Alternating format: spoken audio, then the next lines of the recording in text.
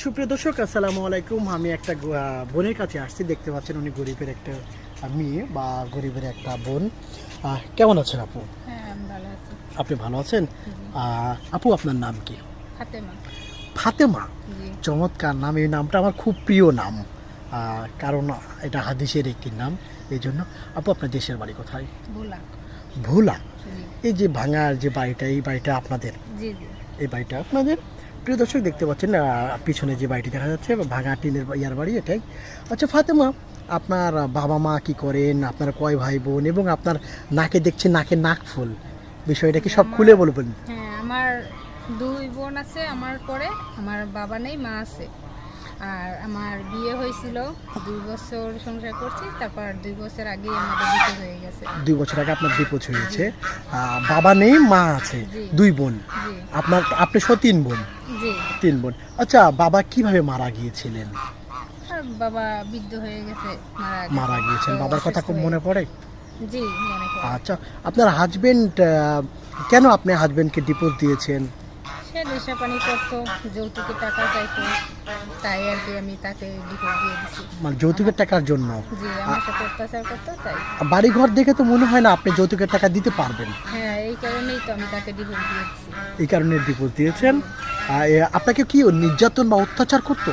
হ্যাঁ, ডিভোর্সটা টাকার জন্য, আমাকে যৌতুকের টাকার জন্য অত্যাচার করতো, তাই আমি তাকে ডিভোর্স দিয়েছি। ডিভোর্স দিয়েছেন। আপনার হাজবেন্ড কি আপনার প্রতি অবহেলা করতো বা পরকীয়া নিয়ে এমন কোনো আসক্ত ছিল? হ্যাঁ, ওই তো তার মেয়েদের উপরে একটু ছিল, আর ওই যৌতুকের টাকাটাই বেশি ছিল। আচ্ছা, আপনাদের সংসার করেছেন, কোনো বাচ্চা কাচ্চা বা ছেলে মেয়ে আছে? না, আমাদের বাচ্চা হয়নি। বাচ্চা হয় নাই। পরবর্তী, আচ্ছা, আপনি কি এখন একা আছেন? জীবন জি, আমি একা। একা পার করছেন। এখন কেমন মনের মানুষ চান বা কেমন মনের মানুষ পেলে বিয়ে করবেন? কেউ যদি আপনাকে বিয়ে করতে চায়, আপনি রাজি আছেন? হ্যাঁ, আমি তাই রাজি। আপনার বয়স কত আপু বর্তমান? ফাতেমা না? হ্যাঁ, 28 বছর। 28। ফাতেমা, দেশের বাড়ি ভোলা, বরিশালে, ভোলা জেলা, ভোলাতে।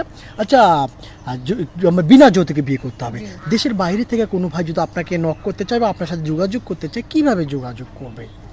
এই যে যে লাইফে আমি যে কথা বলছি, ওখানে আমার এক বোন বিয়ে হয়েছে এভাবে করে, তো আমি তার কাছ থেকে নাম্বার নিয়ে আপনাদের, এই যে আমার ভাইদের সাথে কন্ট্যাক্ট করেছি, যে তারা আমার হেল্প করবে। আচ্ছা, আমার প্রশ্ন হয়েছে কি, আমি ঠিক আছে, আপনার বোনকে আমরা বিয়ে দিয়েছি, আপনার সাথে যোগাযোগ করবে কীভাবে? যেমন আমি আপনার পছন্দ করলাম বা অন্য একজন ভাই আপনাকে পছন্দ করলো, আপনার সাথে যোগাযোগ করবে কীভাবে? এই যে আমি যে এখানে লাইফে কথা বলতেছি, ওখানে তার ভাইদের নাম্বার আছে, তাদের সাথে কন্ট্যাক্ট করলে আমাকে পাবে। প্রিয় দর্শক, সত্যি কথা বলছেন, ফাতেমার কোনো ফোন নাম্বার নাই। গরিবের একটি মেয়ে, দেখতে নুন আনতে পান্তা ফুরিয়ে যায়, একদম পান্তাই ফুরিয়ে যায়। সত্যি সত্যি গল্পের না, বাস্তবতা। কারণ হচ্ছে একদম গরিব, একদম একদম নিম্ন পরিবারের একটি মেয়ে। যদি আপনার ভালো লাগে, মায়া হয়, ভালোবাসা সৃষ্টি হয় ওনার জন্য, ফাতেমার জন্য, তাহলে আপনি তাকে জীবনসঙ্গী করে নিতে পারেন। আমি গ্যারান্টি দিয়ে বলতে পারি, মেয়েটা অনেক ভদ্র, নামাজ কালাম, মাথায় কাপড় দেওয়া, দেখতে পাচ্ছেন আপনি। আরেকটা কথা বলছি, এই মুহূর্তে যে চোখের সামনে, আপনার চোখের সামনে যে নাম্বারটি ভেসে বেড়াচ্ছে বা দেখা যাচ্ছে, এই নাম্বারটি আমাদের ইউটিউব চ্যানেল কর্তৃপক্ষের। এই নাম্বারে ইমো আছে, হোয়াটসঅ্যাপ আছে। আমি আবারও বিশেষভাবে অনুরোধ করছি, এই নাম্বারটি আমাদের, আপনার চোখের সামনে দেখা যাচ্ছে, এই নাম্বারটি আমাদের ইউটিউব চ্যানেল কর্তৃপক্ষের। ইমো আছে, হোয়াটসঅ্যাপ আছে। বিশেষভাবে অনুরোধ করছি, যদি ফাতেমাকে পছন্দ করেন, একটা স্ক্রিনশট মেরে পাঠিয়ে দিবেন, আমরা যোগাযোগ করে দেওয়ার চেষ্টা করব। অপ্রয়োজনে কোনো ভাই ফোন কল করবে না। ফাতেমা, আপনার বয়স 28, কেমন বয়সের একজন পাত্র খুঁজেন আপনি বা চান আপনি?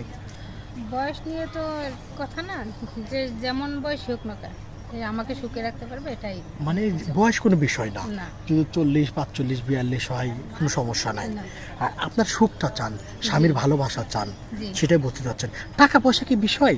না, টাকা পয়সা কোনো বিষয় না। বিষয় না, তাই না? স্বামীকে যদি আপনি ভালো না বাসেন, পরবর্তী স্বামীকে যদি ভালো না বাসেন, স্বামী তো অন্যর সাথে পরকীয়া করবে, অন্য নারীর মতো। প্রথম হাজবেন্ডের মতো স্বামীকে কি বলে ডাকবেন? প্রিয় নাম কি থাকবে? কেউ প্রিয় জান বলে, কেউ প্রিয় গো বলে, আপনি কি বলবেন? আমি যেটা বলবো, আগে তার ভালোবাসা আমি দেখবো, তারপরে। মানে ওনার ভালোবাসা আগে দেখবেন জি। আপনি, তারপরে আপনি সিদ্ধান্ত নেবেন আপনি কি বলে রাখবেন। জি। নামাজ কালাম পড়া হয় ফাতেমা? হ্যাঁ। নামাজ কালাম পড়া হয়। প্রিয় দর্শক, আর কোনো প্রশ্ন করছি না, পরবর্তী আরও বেশ কিছু ভিডিও নিয়ে আসবো, দেখানোর চেষ্টা করবো ফাতেমা কেমন আছে। আপনি যদি ফাতেমার সাথে যোগাযোগ করতে চান, ফাতেমার স্ক্রিনশট মেরে ইমোতে অথবা হোয়াটসঅ্যাপে পাঠিয়ে দেবেন, আমরা যোগাযোগ করে দেওয়ার চেষ্টা করব। ফাতেমা আমাদের অফিসে নিয়ে আসার চেষ্টা করছি ঢাকা থেকে, বেশ কয়েকদিন থাকবে, আপনারা যোগাযোগ করবেন। ভালো থাকবেন, সুস্থ থাকবেন। আসসালামু আলাইকুম।